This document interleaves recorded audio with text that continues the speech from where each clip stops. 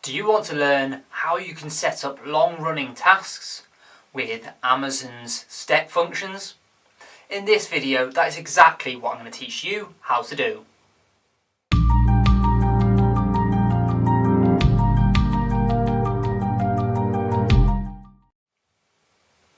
Hi guys, my name's Sam with Complete Coding, where our aim is to make you into the best developer that you can be. In this video, we're going to be looking at Amazon Step Functions, where you can create long-running tasks which act like flow diagrams to provide different functionality and experience to different customers. This can be really powerful as it allows you to do things like adding delays of hours or days before you do tasks, or it can allow you to do complex logic like checking attributes or checking if a customer has, say, checked out their basket after 24 hours. You can do loads of things with this, and I'm going to introduce you and show you how you can set up an example flow just like one of those.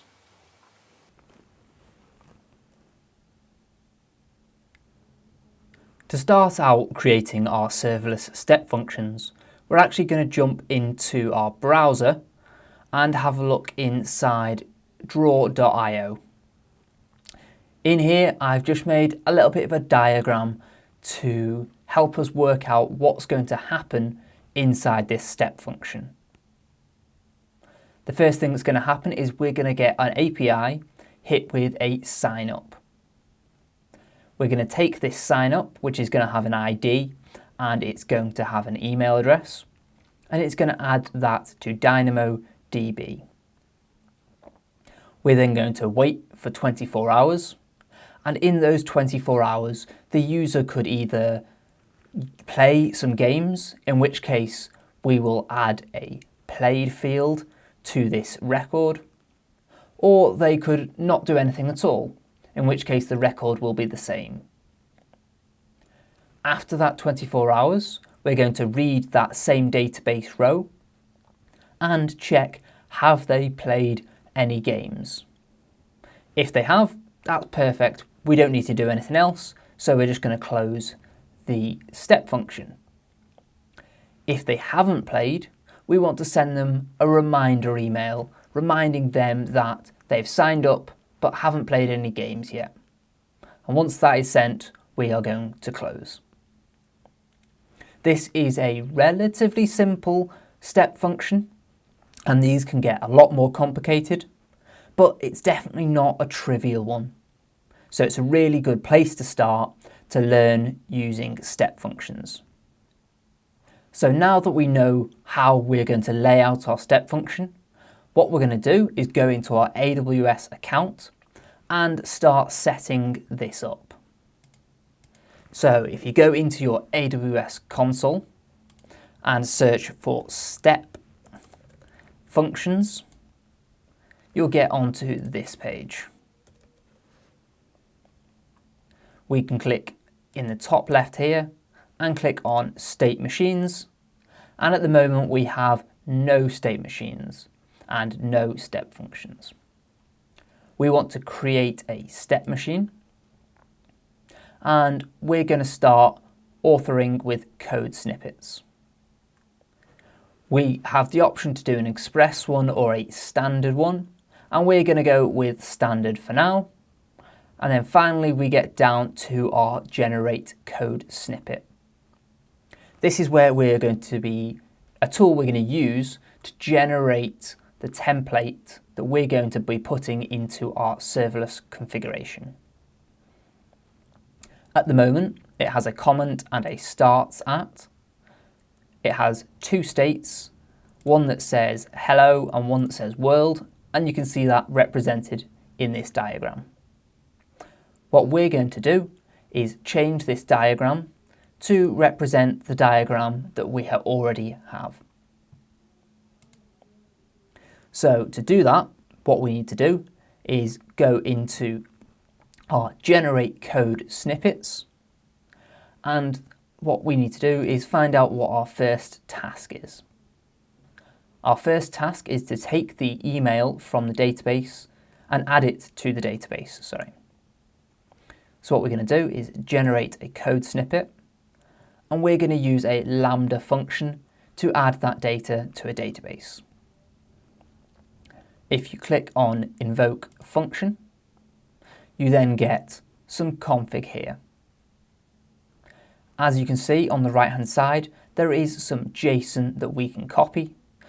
This points at a resource, which is Lambda. It has a function name, which is the ARN, and then it has a payload. So what we're going to do is copy all of this, go into our code snippet, and inside states, it is an object, and we're actually going to delete the first two that came with us and paste what we've just taken. If you click Format JSON, it just nests it very nicely, and then we can change some things in the snippet we've just pasted. So the first thing we want to do, if we look on our diagram, is add email to DB. So let's call this add email to DB. And we can copy that, and we want that to be the start of our process. So that is our first process here, where it's going to invoke a Lambda. We don't know the function name yet, so we'll have to configure that inside serverless, and that we're inputting everything.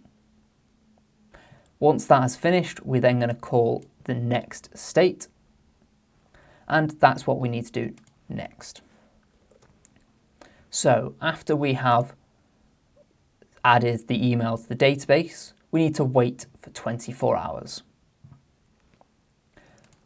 Unfortunately, there isn't a code snippet for waiting, so what we need to do is do that ourselves, and we're going to create a state called wait for 24 hours, and inside this it has a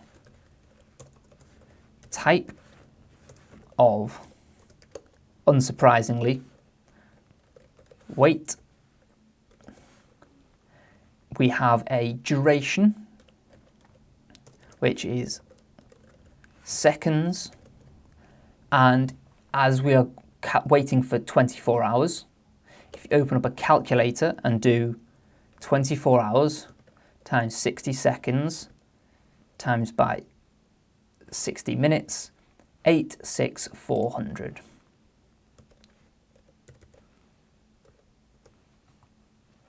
As well as the seconds, we need to define what happens next.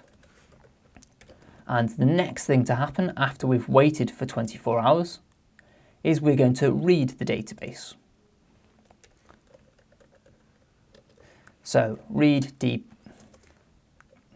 DB. So we've got an error here saying that next state doesn't exist on the Lambda invocation. That's because we need to add wait for 24 hours as the next state here. Now that we've waited for 24 hours, we need to read this database entry. And what we can do with this is actually just copy the add email to database invocation and paste it there. We can change the name to read DB, and after we've read the DB, we need to go to a choice called has played. As you can guess, we now need to make that has played stage. So here we can actually generate a code snippet, and if you scroll all the way to the bottom, there is a choice state. This is quite complicated, but what we're going to do is copy it all, paste it in, and then delete the things that we don't need. So we need to check that something equals something else. So to do that, we're not checking a numerical equals, and we're not using any ands or anything like that. So we can delete all of those. So here we have a variable of .type string equals private. And what we want to change that to is change it to .payload .played, and we want it to equal the string of true. We also don't want this not statement, so we can delete that like that and hit format JSON. If we add that comma and delete that comma, there we go. So now the choice, if the choice of payload.played equals true, we have one option that we can go to, and that will be close. And if that is not true, we have the default of send reminder email. The last thing we need to do in this choice is update the title to has played, which is going to resolve that issue. We now have the close and the send reminder email to create. So we're going to start with the send reminder email. This again is going to be another lambda. So if we go into our templates, invoke a lambda, and copy this to a clipboard, we can now change the name from invoke lambda function to send email reminder. We don't have the function name just yet, but once this is finished, we're also going to go to close. And finally, we need to find this close state. So close is an object, and inside that object, we have a type, and that type is a string of succeed, succeed. So that just means that this function, this step function has succeeded, and to close the step function. If we now hit format, we make sure this is all in the correct format. We can change a little bit at the start with a comment and change it from this to something like a step function to send reminder emails after 24 hours. We now have all of this code, and we need to move it into our serverless project.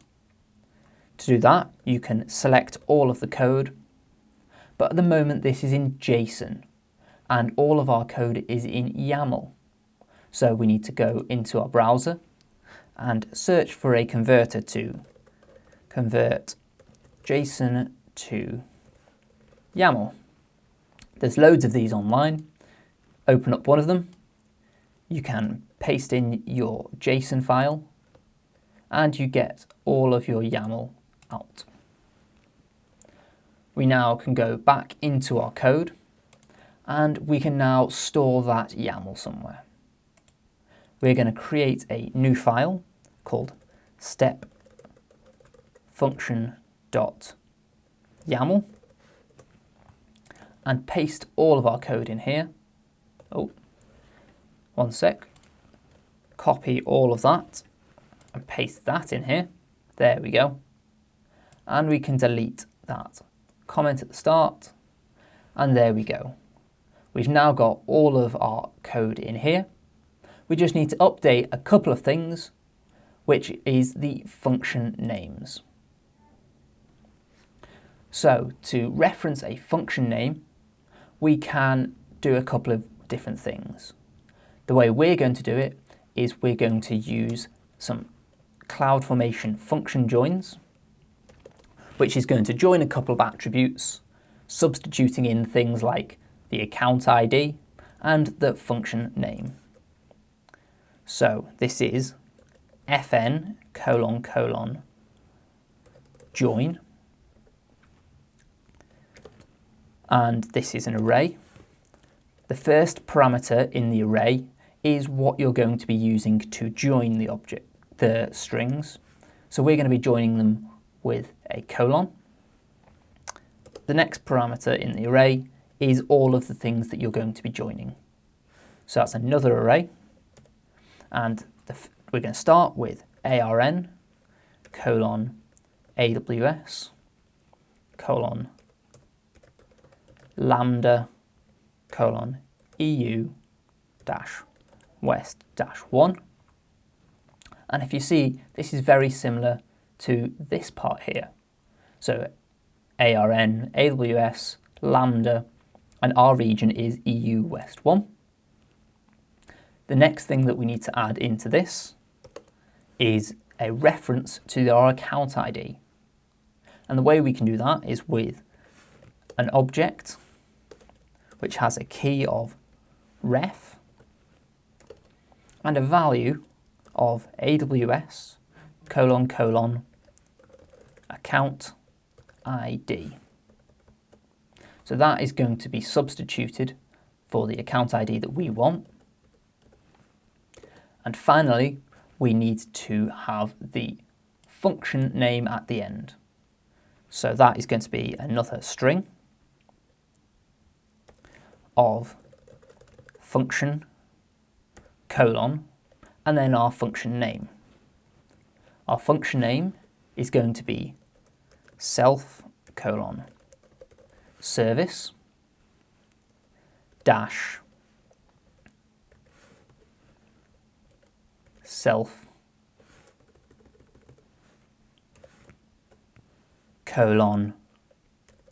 provider dot state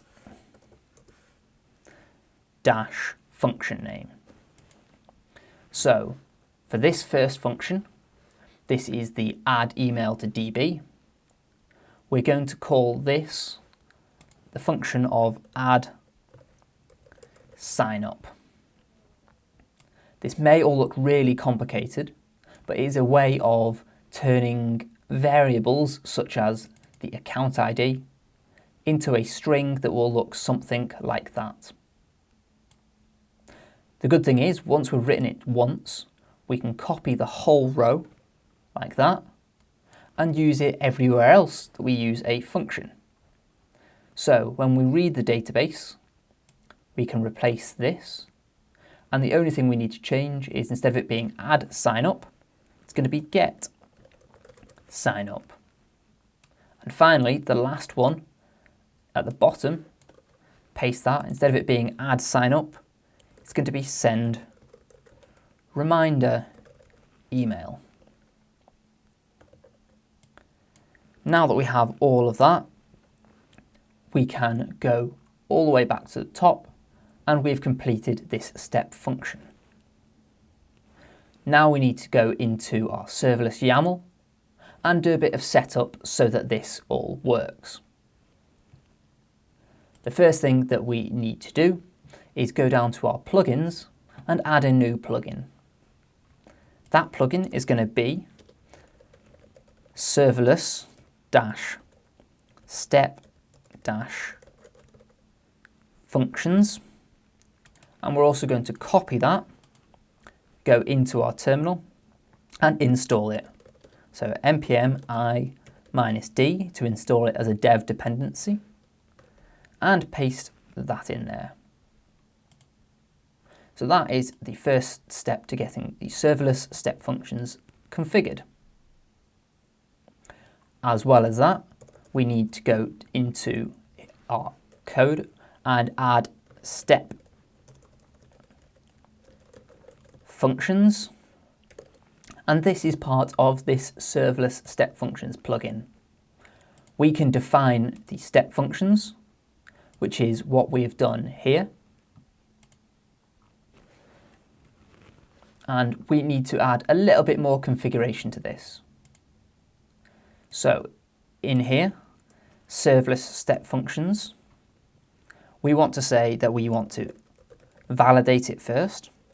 So put that as true. We want to then have an object containing different step functions or state machines.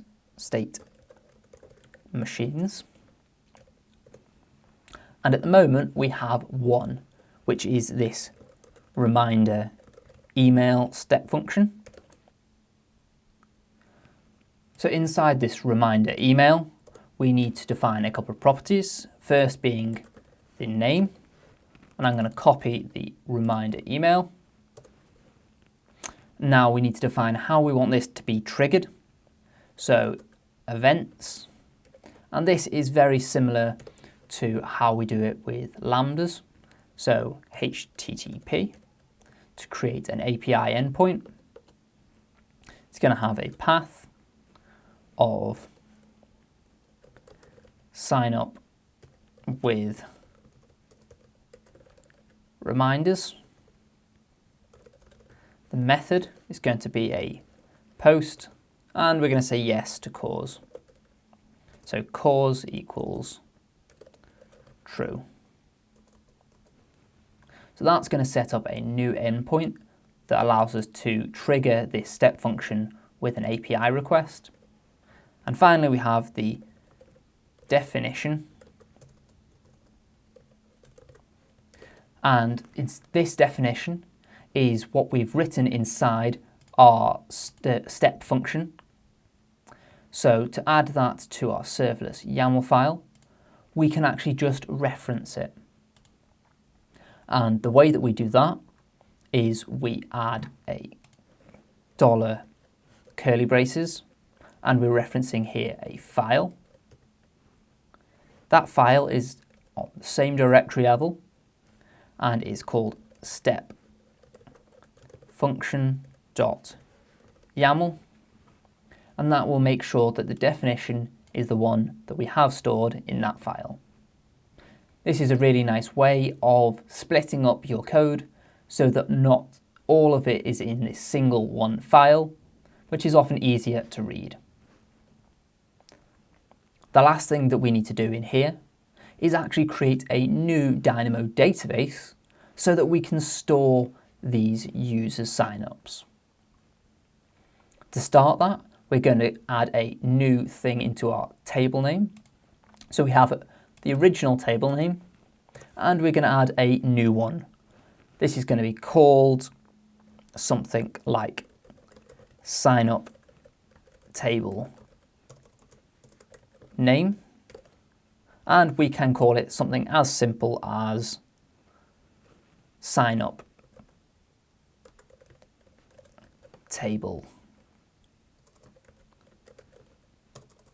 name. And actually I'm going to switch these for using hyphens to be in accordance with the one above us. We can now copy this variable, and we want to be able to access it from our lambdas. So in our environment variables, we can say that sign up table name equals self : custom dot sign up table name. So that now is pointing at the same value as this. And the last thing to do is scroll down to the bottom of our code to where we have our resources. We have a bucket and a Dynamo table, and we're going to create another table so we can copy all of this down to our billing mode and paste it in below. This needs to be just formatted just right, so make sure that the my table name lines up. So we need to change this from my DB table name to my email signup table. The table name, instead of being self.custom.tablename, is now self.custom.signup_tablename. And we can get rid of this one attribute and save that. Format this all nicely, and there we go. This is now a new Dynamo table that we're going to create when we next do a deployment. So if we jump back into our code and look at our diagram, we now have the signup. It will save it to a DynamoDB by calling a lambda, and we now need to make that lambda so that it does that functionality. Inside our code, if we open up lambdas, at the moment we have common code, we have endpoints, but these aren't going to be endpoints. These aren't APIs that we're calling, they're just lambdas. So we're going to create a new folder inside lambdas and call it Step Function Lambdas. In here we can create a new file, and this new file is going to be called add signup.js.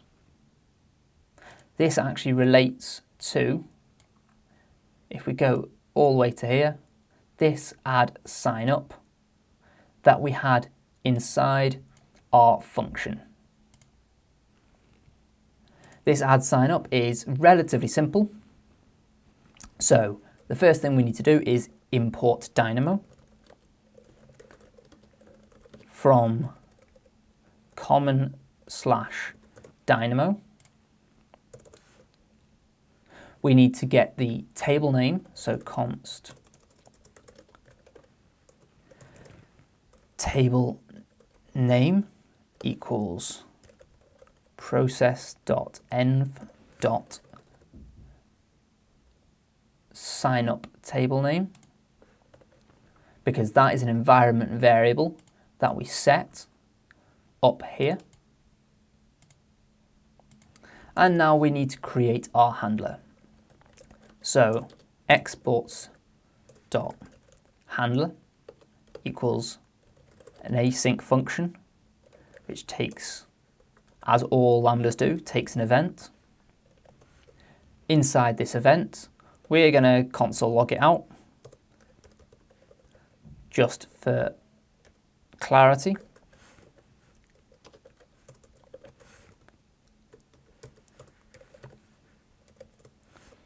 Then we're going to get the ID, or get the email, off the signup.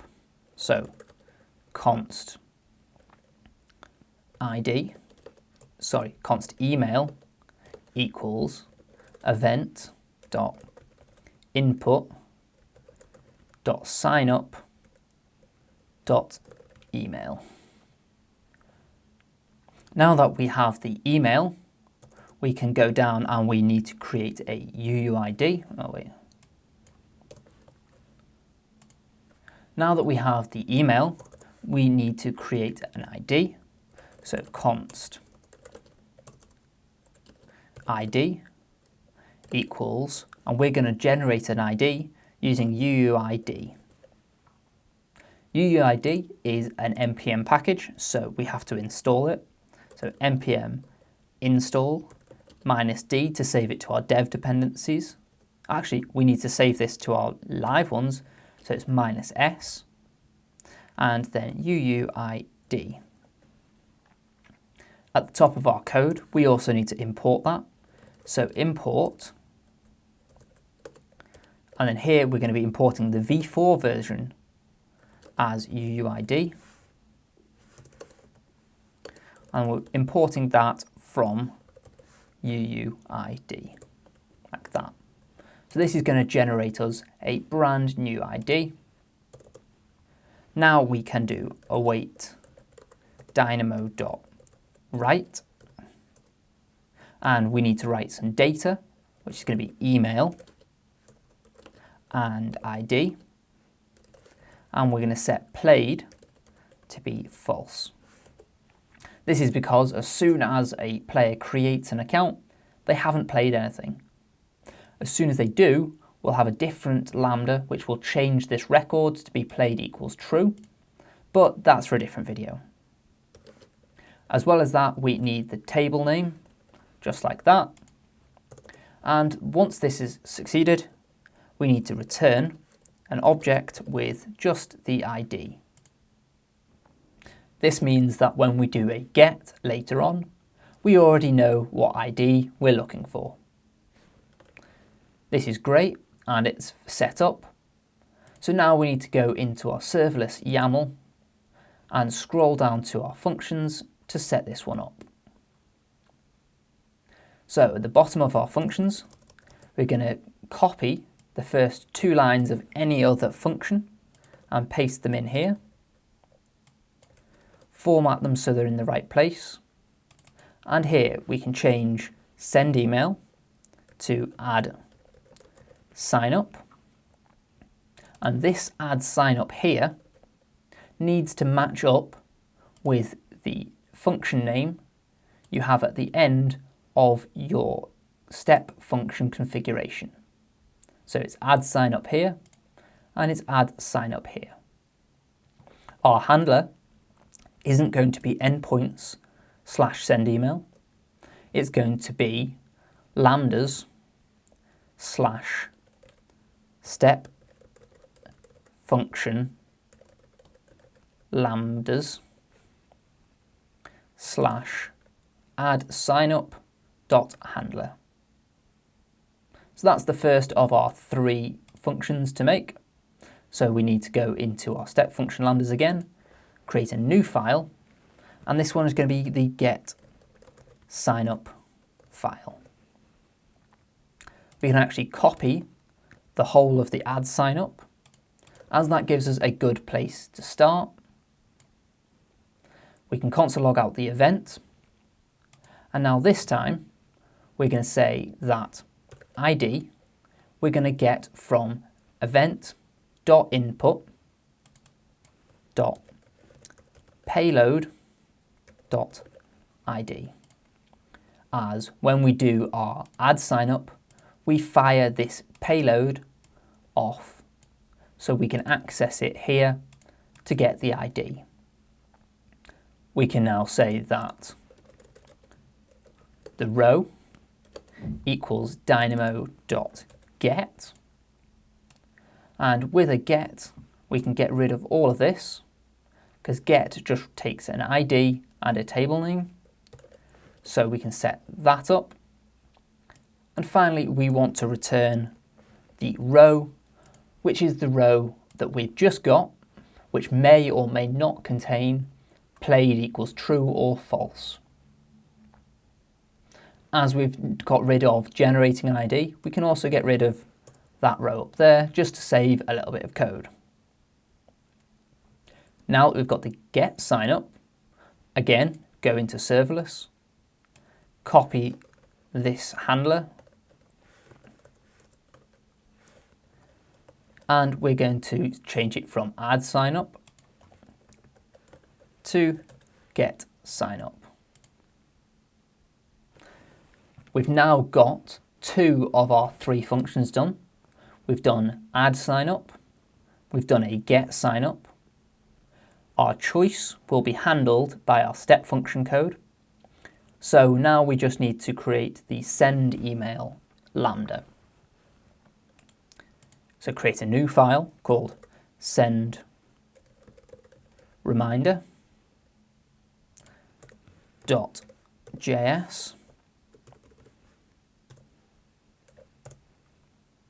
And now go into our step function code, go down to the bottom, and I've actually called it send reminder email here. So we're going to change this file to be called send reminder email.js. Now with this code, it's going to be a little bit different to the ones we've got before. So I'm going to start with our handler. So exports.handler equals an async event just like that. We're going to get our email from the payload, so const email equals event.input.payload.email. And when you're doing this, it's often easy to start by adding a console.log of the event, so that when you get to trying to work out how you get parameters off, you know exactly how they're going to come through. Now that we have an email, we need to have a message. And that message is going to be pretty simple. It's going to say, hi, we saw that you signed up for our gaming platform, but haven't played yet.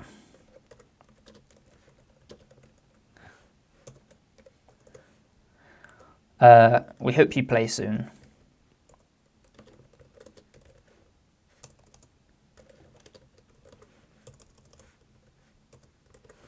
So that's a very simple message. You could obviously make this a lot more comprehensive, but that's all we need for now. Now that we have that message and the email, we can actually take some code from one of the endpoints we've created before, which is the send email. What we can take is we can take the parameters and the try catch and go back to our send reminders and paste all of that in. So in our parameters, we're sending it to an address, and for us, that is going to be the email that we're sending it to. The body has a text data field, which we can set to the message that we've just written. The subject, we can hard code to remember to use the gaming platform. And from, so you need to have set up Amazon SES before. And the way you can check that is if you go into your Amazon console, go to AWS and search for SES. It's a simple email service. You can click on email addresses and you have an email address just there. If it says it's verified, then you can use it. But if you click on here and there's no email addresses, or it says that it's not verified, then you can verify a new email address. This is just something that Amazon has implemented to stop people from creating spam email addresses and sending out lots of junk email. Once your email has been verified, make sure to copy it, and we can then go back into our code and use that as our source. So that is the email address we're going to be sending from. We need to then make a little change to this try catch. Because it's not an API, we don't have responses. So we can just return. But if there's been an error, we don't want to return. We want to actually throw the error, like that. The last thing we need to do is define this SES. So at the top of your file, do import star as AWS from the AWS SDK, and then const SES equals a new version of the AWS SES class, like that, and that will allow us to send our SES emails. The last thing we need to do now is set up our send reminder email inside serverless. So again, copy the get sign up, format it, and then change it here and here. And these need to be set to the send reminder email, and those three parameters all need to line up with the parameters you used at the end of these join functions inside your step functions. We can now go into our terminal and run SLS deploy, and that will compile all of this and build our new step function. Now that has finished deploying, we can see that we have this extra bit of output at the bottom, which is our serverless step function outputs. Here we have a URL, so what I'm going to do is I'm going to copy this, head over through our console to a Postman instance, and paste in our URL. We need to change this to a post request, and then set up a JSON body.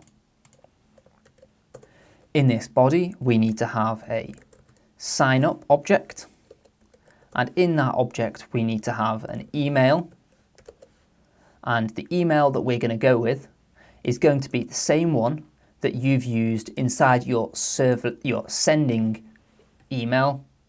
So if you go into your send reminders, that email there, so copy that, and you have to use this for now until you've got your account verified to send to any email address.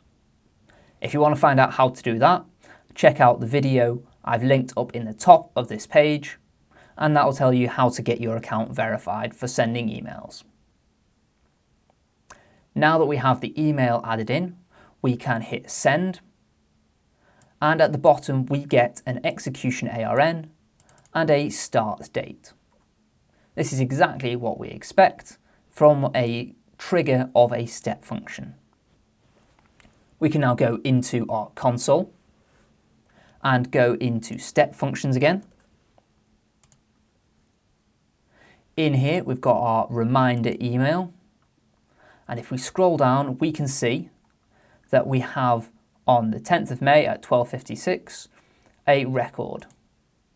If we click in here, we can see that it has all succeeded. It has played, it's sent a reminder email, and then it's closed. If I actually go into my emails, and it's a bit bigger, I can see I've got a reminder to use the gaming platform. It's there, and there we go. That is the email that we have automatically sent out 0 minutes ago, so we've just received it.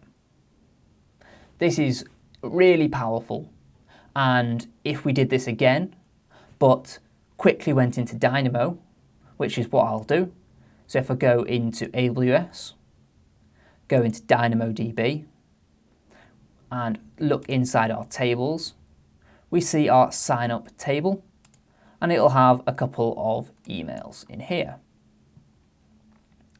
If I make this a little bit bigger, and then go back into our terminal, into our Postman instance, sorry. If I clear all of these out, so there's nothing in there at the moment, I hit send, quickly go into here, refresh this, change that to true, and hit save. When we go into our step function management, we go back to our reminder email. There'll be a new one which is running, and at the moment it is waiting. So obviously it's not going to wait for 24 hours because we've sent it to wait for 20 seconds. It's then read the DB, and what you can do is if you go into this, you can actually see the outputs. And you can see that because we changed played equals true, it goes into this logic and it can say that played is true, so it doesn't send our reminder email. This is really powerful as you can do loads of logic, you can have processes that run for long times, and you can separate out the logic inside your code.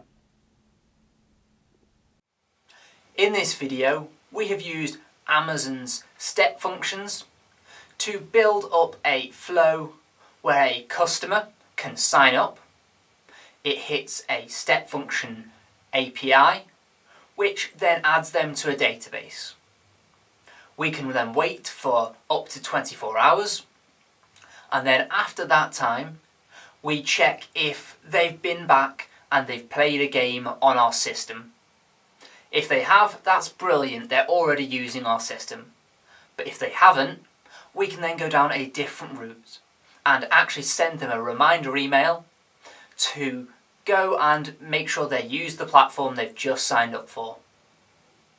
This has loads of applications, and you could use it for anything from designing your own email funnel to reminders for when a customer signs up for something, or even something completely irrelevant to customers, such as data processing. You could have anytime a shipment of your product arrives, wait a certain period of time before updating some data in your back-end systems. If you've learned something new in this video, make sure to give it a like, as it really helps the channel out by making YouTube more aware of it and suggesting it to more developers just like yourselves. And if you haven't already, please make sure to subscribe down here and turn on the bell notification so that you can get notified when I next release a video.